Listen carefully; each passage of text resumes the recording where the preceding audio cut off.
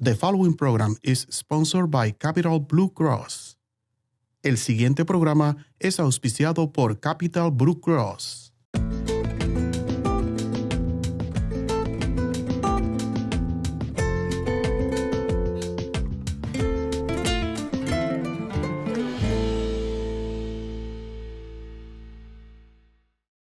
Damas y caballeros, bienvenidos a una nueva cita con su salud.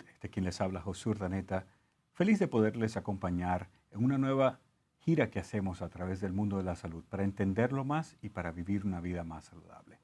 En el día de hoy estamos en las oficinas de Capital Blue Cross aquí en Harrisburg para hablar con Amanda Dolan, quien es una nutricionista con Capital Blue Cross, quien nos va a estar hablando exactamente de cómo hacer para que nuestros niños coman sus snacks más saludables.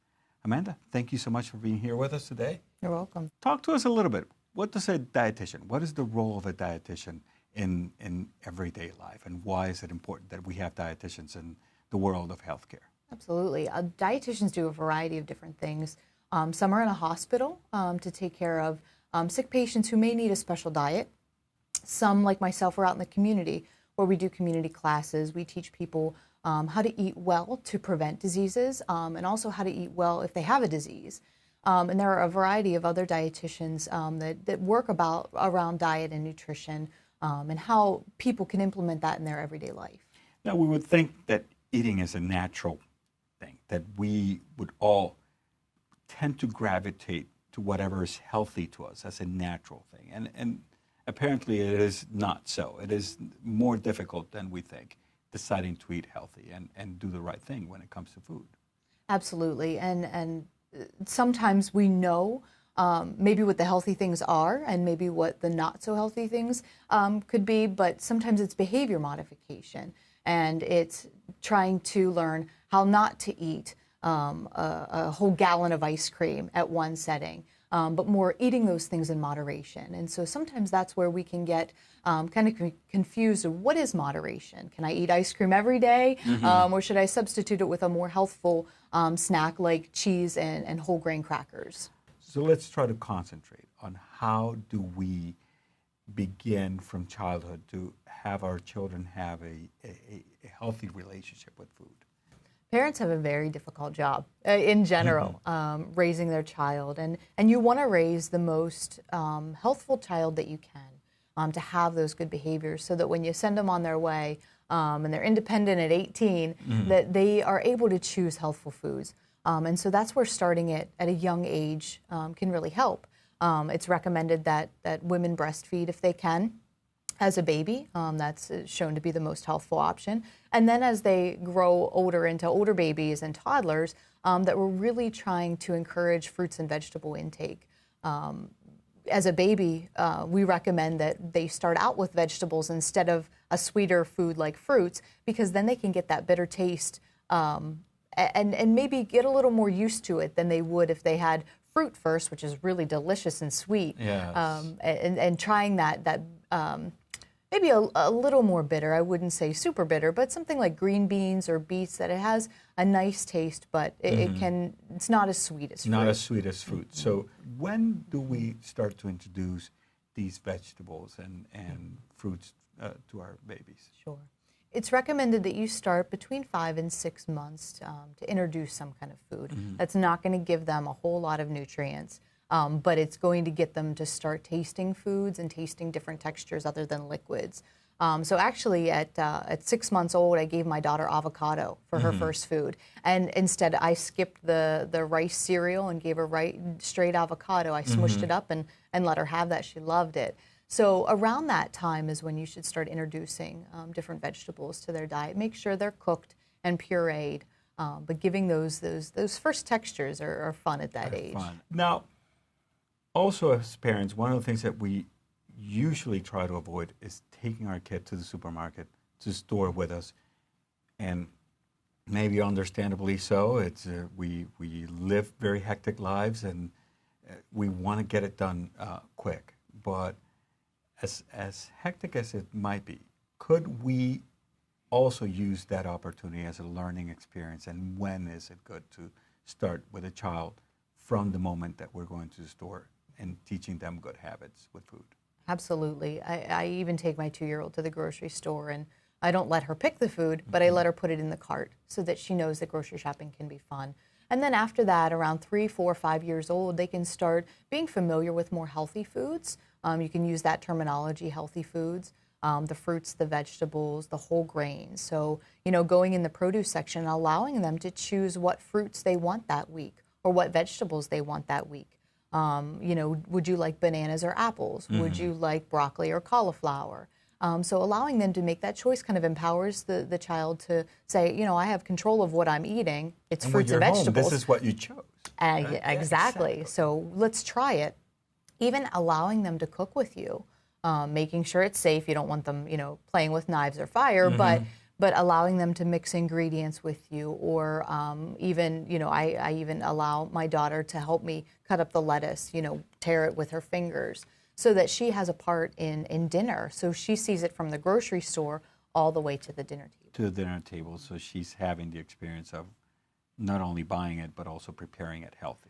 Bueno, damas y caballeros, conversando con la nutricionista Amanda Dolan sobre exactamente cómo comenzar que nuestros niños comiencen a tener una buena relación con la comida. Y ella nos dice que empieza desde tan temprano como los 5, 6 meses, donde comenzamos a introducir los vegetales en la vida de los niños, los vegetales y las frutas. Y una cosa que es nueva hasta para mí, comenzar con los vegetales, porque así los niños se acostumbran primero a los sabores un poquito más amargos de los vegetales que a los sabores dulces de las frutas. Entonces comenzar con probablemente el brócoli o algo así, que lo puedan hacer en un poquito de puré y introducírselo al niño, y así de esa manera el bebé no se está acostumbrando, o la bebé no se está acostumbrando a un sabor tan dulce como el de decir la manzana o la uva, que es mucho más dulce. Así de esa manera el paladar se les acostumbra y comienzan a gustarles. Luego comienza la parte de ir al supermercado, de ir a la tienda con los niños a comprar, a hacer las escogencias de cosas más saludables. Sabemos que muchas veces, bien sea por tiempo, ir con los niños es un poco más difícil, hacer las compras, pero usted puede aprovechar de que su niño o niña comience a hacer las buenas decisiones de qué comer desde el supermercado y ayudarle a usted a decir, ¿quieres manzanas o quieres bananas? ¿Quieres brócoli o quieres espinaca?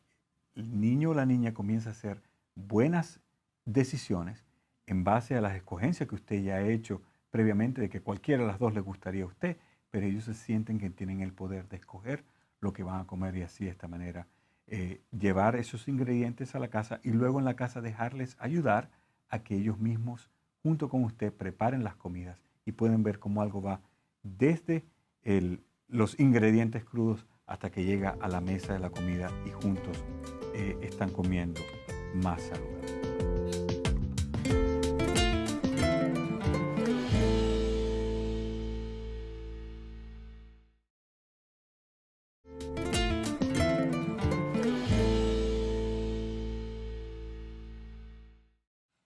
So we started with the little baby.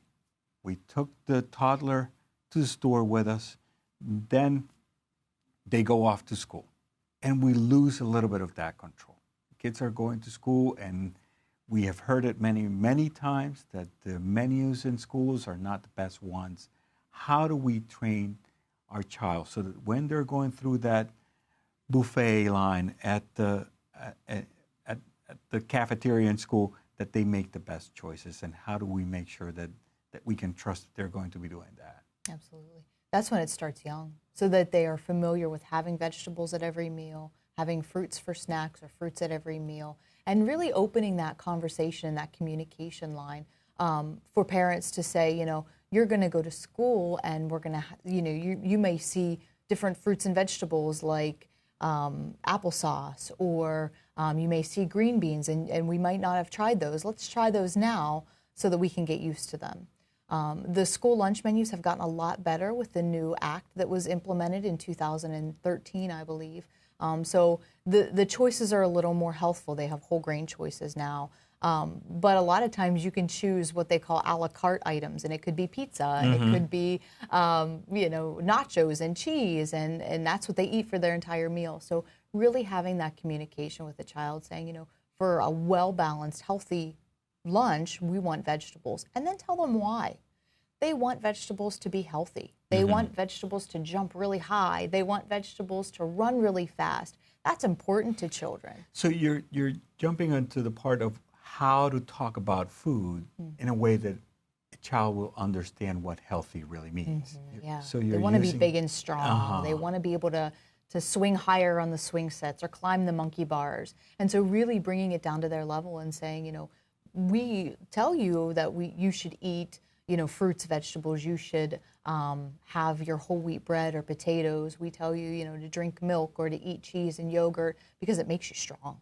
Now, you being a nutritionist, or I should say a dietitian with Capital Blue Cross, I'm guessing that you're out there with the community a lot, and the schools and so on and so forth. What type of programs, what do you do out there? Who do you partner with in making sure that more children are exposed to healthy habits around food? Absolutely. One of the programs that Capital Blue Cross has is what's called Organ Wise Guys. And these are little cartoon characters of the organs inside your body. And we tie that into foods that help those organs.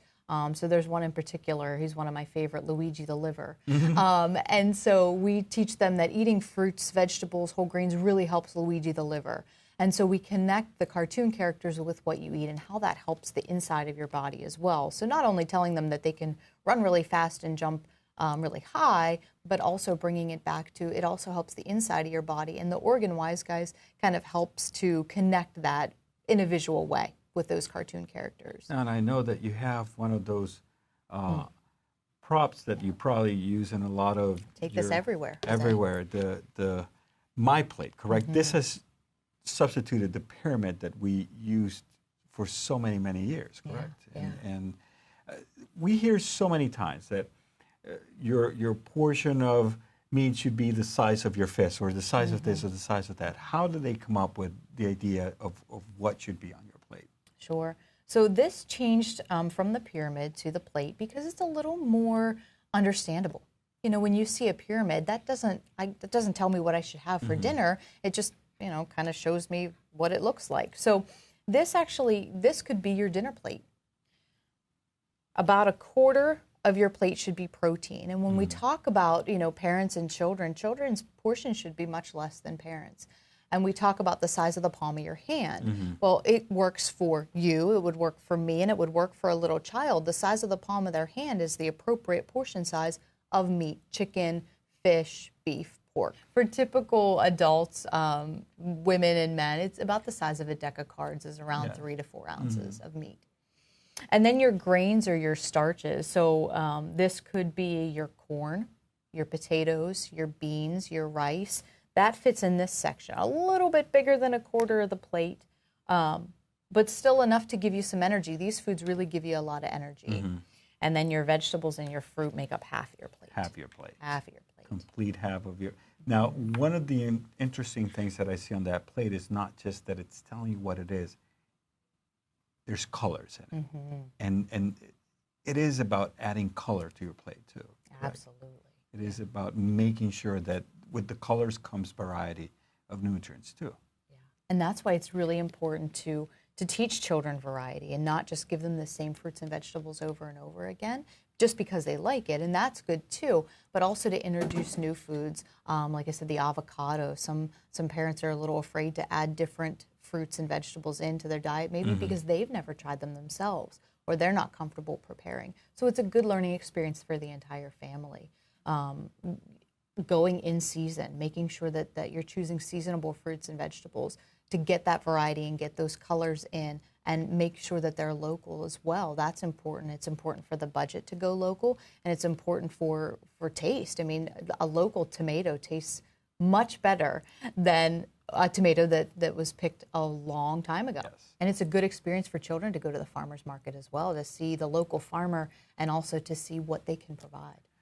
Bueno, damas y caballeros, continuando esta conversación con la nutricionista Amanda Doan de Capital Blue Cross, estamos conversando sobre qué pasa cuando nuestros niños comienzan a ir a la escuela y perdemos un poco el control sobre qué van a comer allá. Hemos escuchado, el debate continúa de que los menús en las escuelas no son los mejores, que la comida no es la mejor. ¿Cómo confiar que cuando nuestros niños están en la fila para escoger su comida en la escuela, que vayan a escoger lo mejor?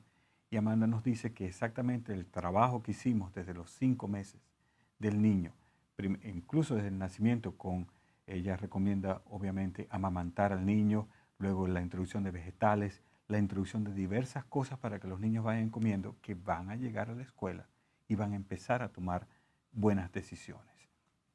Esto no quiere decir que de vez en cuando no vayan a tomar una decisión por una pizza o nachos con queso o algo así, pero obviamente que el haberles introducido los vegetales van a hacer que acompañen estas probables malas decisiones con cosas que son positivas para ellos. Lo importante es haberlas introducidos de antemano para que ellos mismos sean los que van a tomar esa decisión un poco después, cuando estén en la escuela.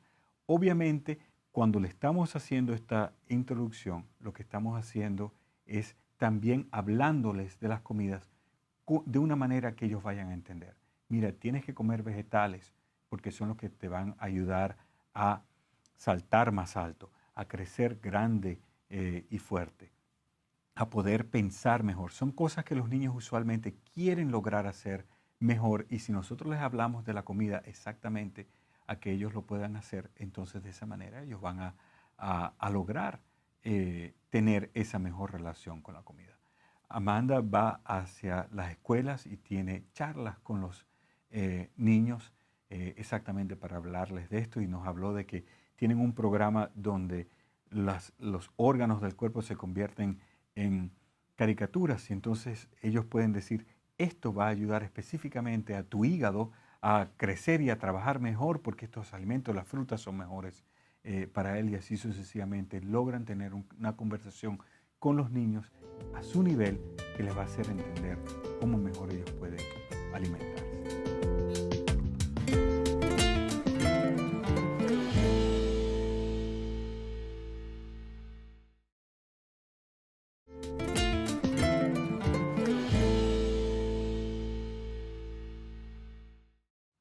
Well, certainly we get home. Kids finally come back home. We understand the My Plate. We understand all the positives and everything around it, but then it's our responsibility. The first thing there's I don't know if it's the bus drive or the car drive or the walk back home, but the first thing they say as soon as they come in, I'm hungry. And how do we already went to the supermarket, we made some choices. What should we do to make sure that those snacks and then the dinner at home are as healthy as what we have done before? That's a great question. So when you're grocery shopping, keeping in mind that they are going to want snacks, and it's actually very healthy for kids to eat snacks. It's good for them to break up their meals in between and have a small snack.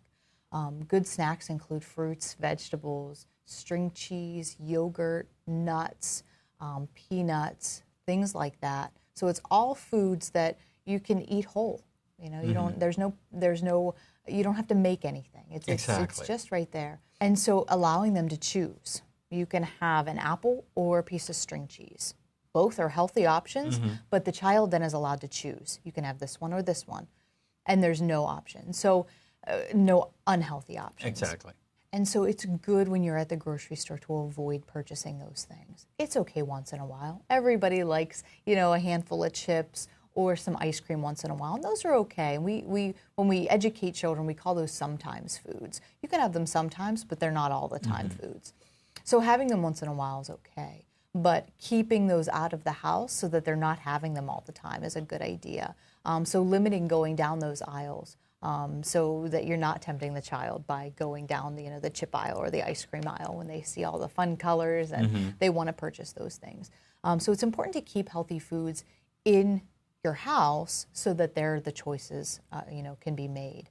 Another good technique is to make sure that they're used to that as well. So, if your house is full of, snack food like potato chips and ice cream and, the variety of candies and cakes, to start implementing fruits and vegetables in as a process, getting them used to the idea that these are going to be in the house now instead of those other things. And we can have those other things once in a while, Yes. but they're not going to be all the time.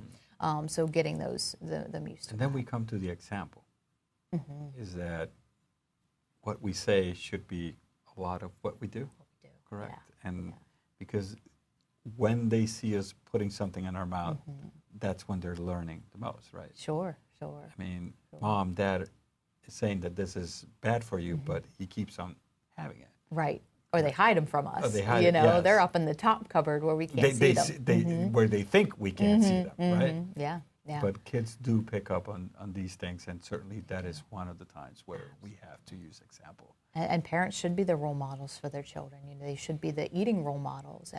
And you know, it's funny. Sometimes we go one or the other way. We want our children to eat so super healthy, but then we go and eat, you know, the more unhealthful foods. Or, you know, we eat the healthy foods and then we have kids snacks in the house, like the chips or the candies or the cookies. I run into a lot of times where we make dinner, we have salmon and rice and broccoli, and then the kids have their food. Well, what's their food? Hot dogs, chicken nuggets, French fries. Well, that's not really kid food. That's just food.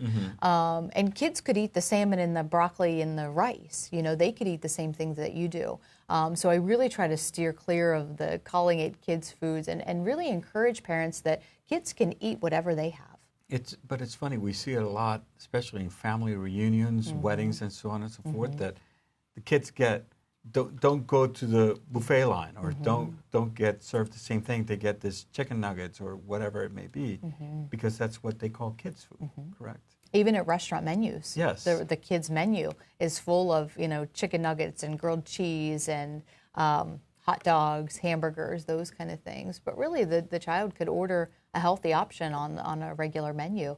They can eat whatever we can eat. They can start eating whatever we eat at about a year old.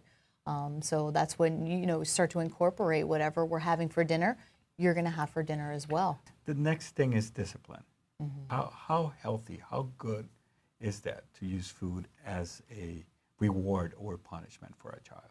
It's definitely not recommended. A lot of times we have these thoughts about food, and they probably came from our childhood, where if you had a great day at school or if you did really, really well, then you got a treat. Ice cream, cookies, cake, pie. But when we didn't do so well, we had to eat our vegetables on our plate. And so it's showing that when I do good, I get sweet treats or, you know, those kind of things. When I do bad, I have to eat my vegetables. And that's not a good picture of what we want to show children about food. We want them to keep food and discipline separate.